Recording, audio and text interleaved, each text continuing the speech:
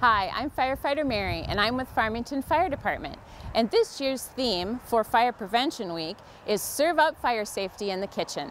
If you look behind me, you'll see a mock-up of a kitchen in our trailer, and we're going to show you what it's like when grease gets really hot and it starts on fire. And then our firefighters are going to come in and put that fire out. I hope you enjoy it. As you can see, our pot of oil is started on fire.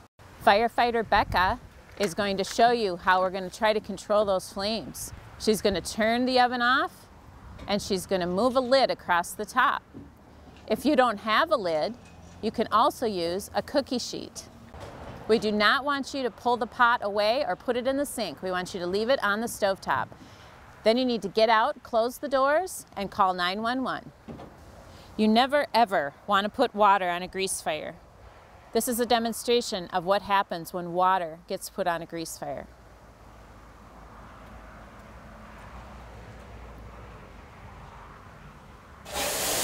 As you can see, the fire is not contained just inside the pot, it's around the pot.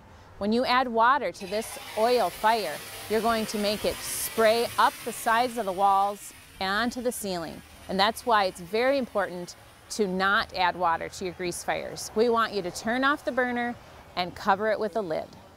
As you can see on this stove, this is not a very safe environment. We don't want anything on our stovetops. It's not a countertop.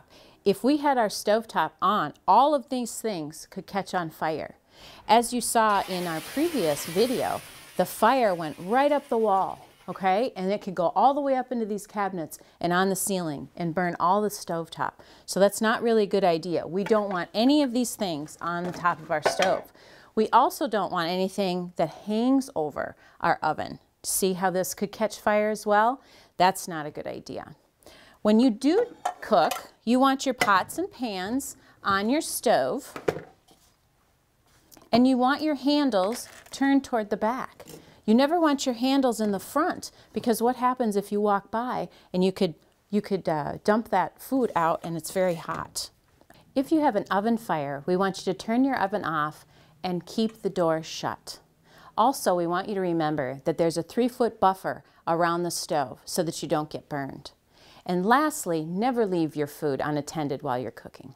Thank you for joining us today on our tips about kitchen safety. If you'd like more information, you can visit our website on the city page, farmingtonmn.gov, or you can click on our Facebook page and find out more information. Thanks for watching.